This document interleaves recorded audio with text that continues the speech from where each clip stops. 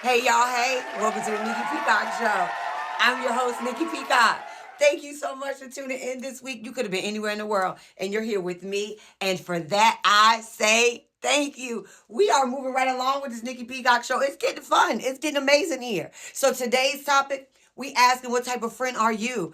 In this season where God is realigning relationships, you may be asking God for some new friends, a new circle. But maybe you should reevaluate yourself and figure out what type of friend you are. So today we asking that question. What type of friend are you? Because you want to be the friend that you asking God for. We got to make sure we're doing a little bit of self-reflection. So today on the couch, we're going to talk about what type of friend are you? And I'm noticing y'all still not coming back into church. Like it's been 6 years since COVID and y'all still out here acting like y'all don't want to come inside the building. So we're going to talk about that too. What's keeping you from coming back inside the church, inside of the church house? Let's talk about it. Welcome to the conversation, friend, right here on the Nicki Peacock Show. So come on, let's go to the couch.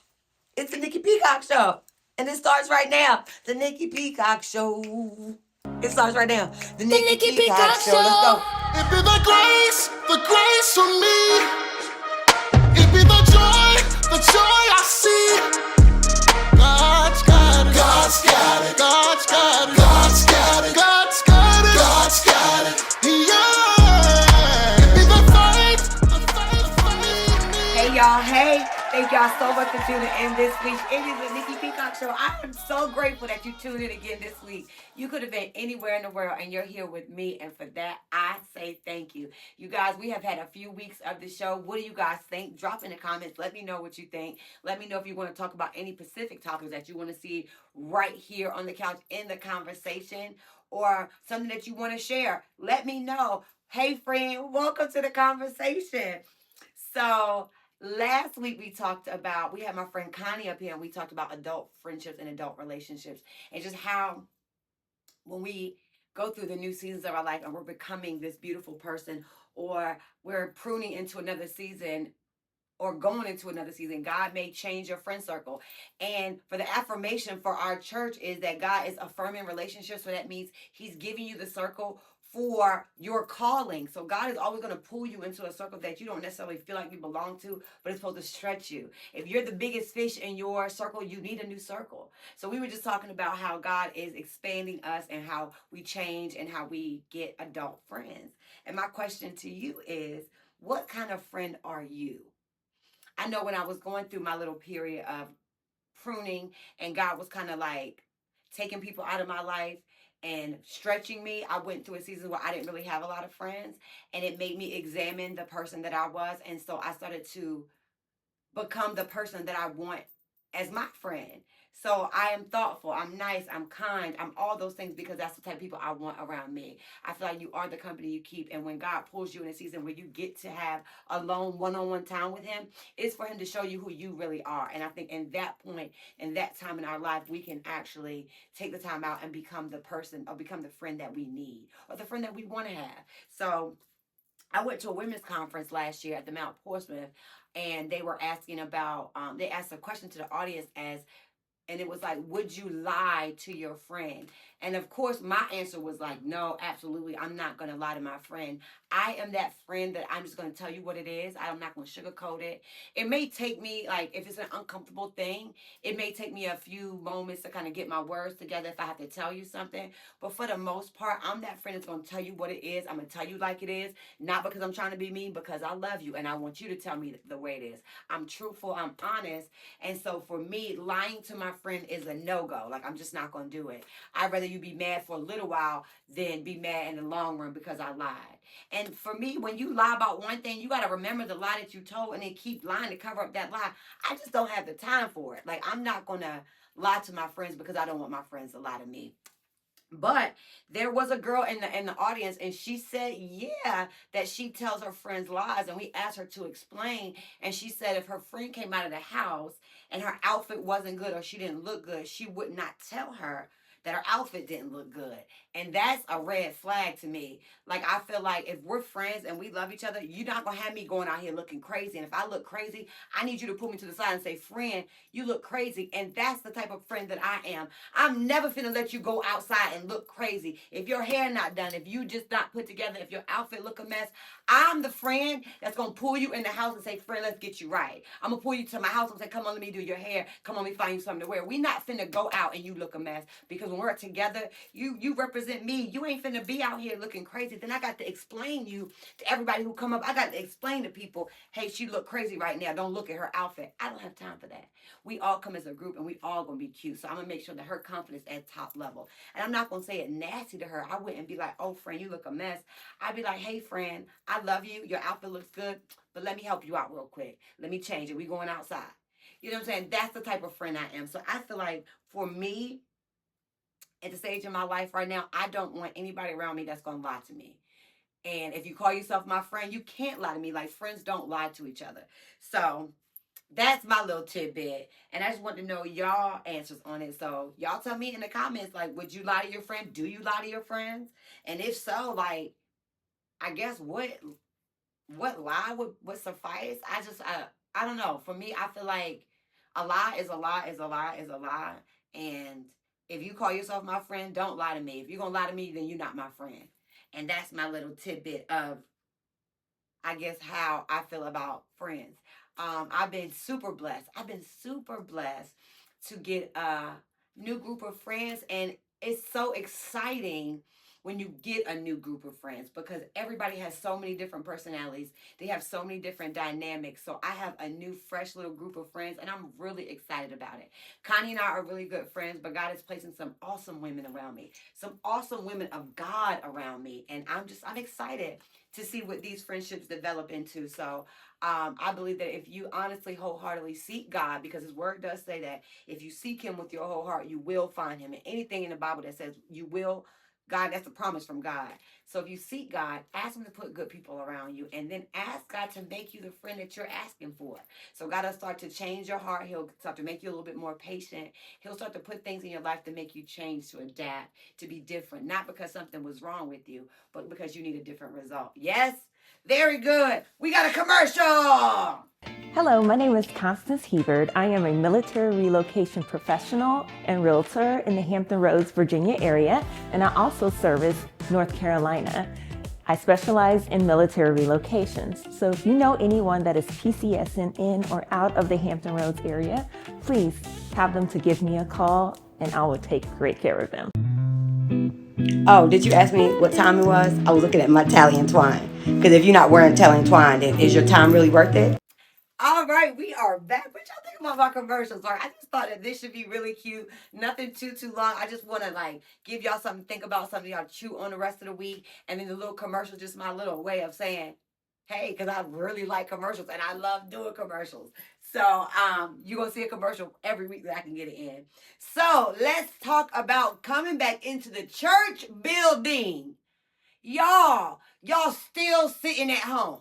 Y'all still sitting at home watching TV, watching church online, and thinking that you could have a true, authentic relationship with God by not coming to His house. And let me explain. And usually I don't explain, but let me explain. When you're in a relationship with somebody, because believing in God and trusting in the Holy Spirit is a relationship with God, a personal, intimate relationship with God. Why would you not want to come to His house? Don't you go to your mama's house? Don't you go to your daddy's house? Don't you go to your friend's house? If you're in a relationship with your significant other or somebody you're trying to be in a relationship with, don't you go to their house and spend time with them? So why would you not want to go to God's house? And you can talk about COVID, you can talk about the people, you can talk about everything you could think of, but you go to Beyonce concerts. Beyonce concerts, and these concerts be packed out, and you don't got nothing to say about COVID. And then you don't got nothing to say about them taking your money then. But then you'll get on your knees and ask God to give you a new job or heal your family or to bless your bank account, but you won't even go to His house to go see Him. And I challenge you on this well, not a challenge, but there's some things that God does in His house that He won't do at your house. And not because that He can, because there's just some things that God can access in the atmosphere of his house, and he gonna move and show up in his house that you can't get at home, and you can't get online, and you can't get through a TV screen. I love God so much, and I'm so excited when God moves, and to be in the atmosphere that when he moves, that I can't not go to church. I'm not going to miss it, because I don't want to miss a moment that God shows up and shows out, because when God comes through, he blesses. And if you in the atmosphere, you get that blessing. Do you understand what I'm talking about? So if for me, it's a non-negotiable for me not to show up at my father's house, because I be asking God for way too much. I be asking God for way too much. For him just simply waking me up in the morning and being in right mind, right spirit, and that I have a house and a car and a job and a family that loves me and a group of friends. What do you mean I can't go see him? Absolutely. I'm going to his house, because I know that's where he's going to be. And if you don't have nowhere to go, you need to go to the Mount right here in the 757. We got 8 locations, baby. 8 locations. Come to the Mount. I know for a fact God shows there up there. I know for a fact God lives there. I've seen him move too much. And if you need God to show up, why don't you go to his house? It has been 6 years. If COVID is still keeping you home, like, you got to reevaluate some things. And I know you're saying, oh, I don't have to go to church to have a relationship with God. God lives in me. Yeah, he does. But you need to have wise counsel and sound judgment around you. And your thoughts and what you think and how you interpret the Bible will keep you messed up at home. It'll keep you bound at home. It'll keep you unhappy at home. It'll keep you miserable at home. Because there's just some things that God will not do at your house for whatever reason.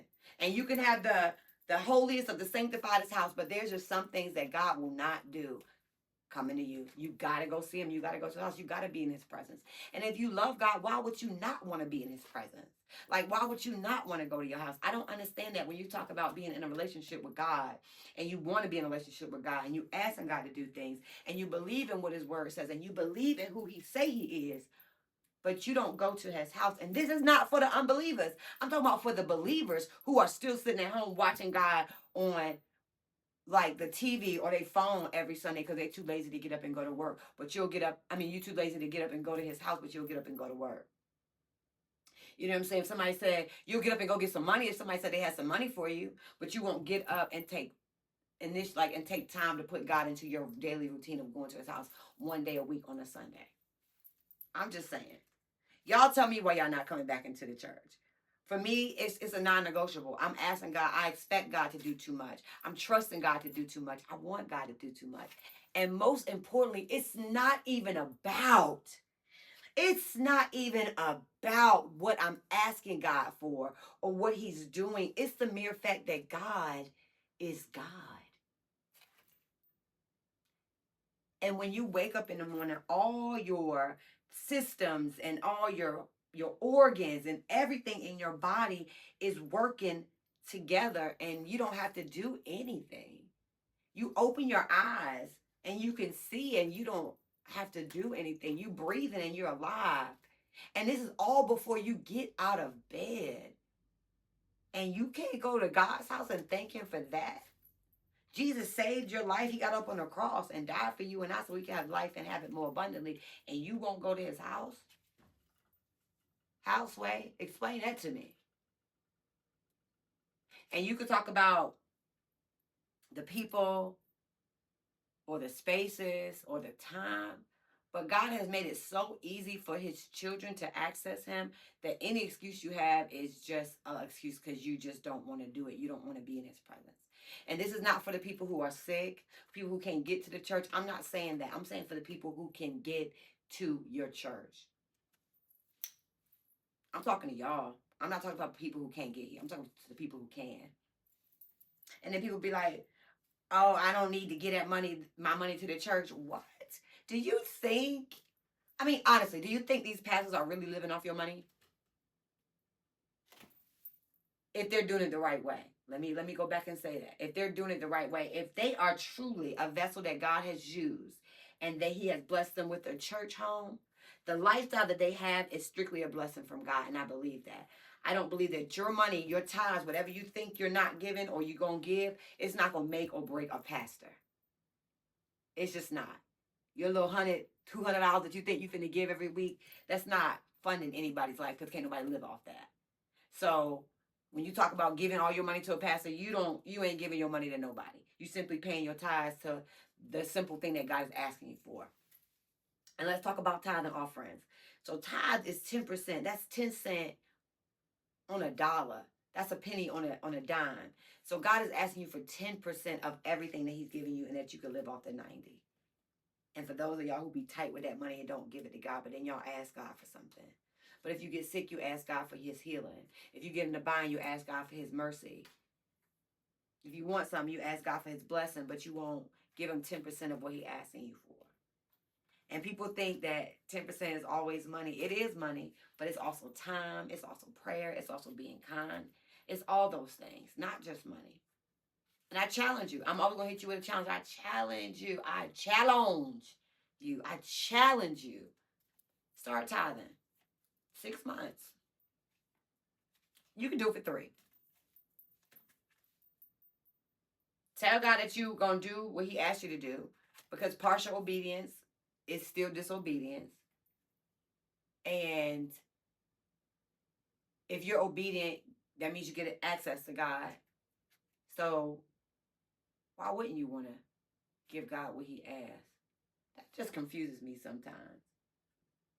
Because I be seeing God show up in his house. I see God show up so much in his house. And it's amazing. So why would you not want to go to his house? Why would you not want to experience God on a whole nother level? Like, why not? I'm so grateful to be in the atmosphere when God show up. I just want to merely be in his presence, not even ask him for anything. That's how it is to have an intimate relationship with God. And when you go into his house, just like when you go to see your grandma, when you go to see your mom, you expect him to be there. And that's how it is for God's house. Like, you expect God to be there. And if it's his house, he's going to be there. And that's the best part about God. We don't have to go looking far for him. Yes, he can meet you exactly where you're at. He can meet you at your house. He can meet you wherever you are. But the fact that you have complete access to God and he's at his house all the time, like, why would you not want to be there? For me, it's not an option. It's a non-negotiable. It's a non-negotiable for me. I give God everything. I give him the best parts of me, the worst parts of me. I give him his tithe. I give him my offering. And that's why I stay blessed. That's why I'm always blessed. That's why I'm always happy. That's why all my bills are always paid. That's why I'm taken care of. That's why I have the life that I live. That's why I'm so happy all the time. That's why my outfits be cute all the time. Because I give God everything. I give him my tithe and offerings. I give him my praise. I give him my first in the morning, my last at night. And I let the Holy Spirit dress me. I give it all to God. I owe it all to him. So why not? You know what I'm saying? So that's why I'm always smiling. That's why I'm always happy. That's why I'm always dancing. Because God. Because of God. Because of who he is. And who he has been in my life. And there's never a time that I don't call him that he don't show up. And single girls, let me just say this.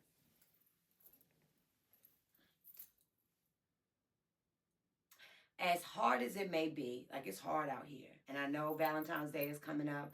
Holidays just came up. And it's hard always being the one to have to see other people get married or see other people in a relationship or just watch people fall in love and you just keep asking God, like, what about you? Like, just wait on God. Wait on him. Wait on him. And understand that while we're single, God is our husband. That means he is everything we need. Because God takes care of us. When we get married, it's the husband that kind of go ahead of us. You know what I'm saying? We got to trust that he got a relationship with God. You know what I'm saying?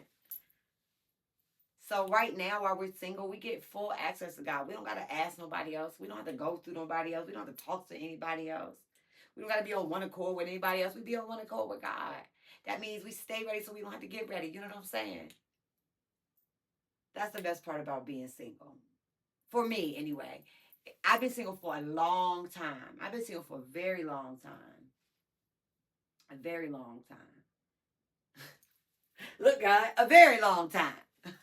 But I think what keeps me grounded and what keeps me happy is because I love me. I love myself. I take myself on dates. I take myself out. I really treat myself right. I might try to. I take time out for me, and I love on me.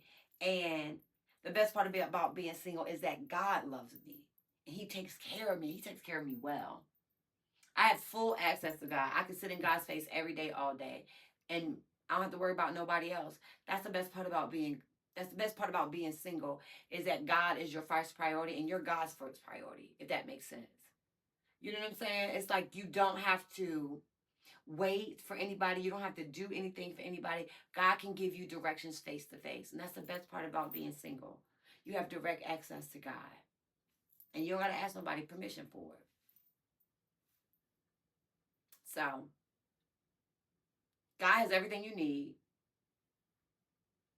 And if the single season is hard for you, take yourself out. Find you a good group of friends. And ask God to help you find the joy in your single journey because your single journey is going to help somebody else. It is. Your single journey will help somebody else. It really will. And it's getting you prepared. So you got to be prepared to be married anyway. Like, to cook for somebody else and to do all the things that wives do. I don't know what y'all do. Seems like a lot.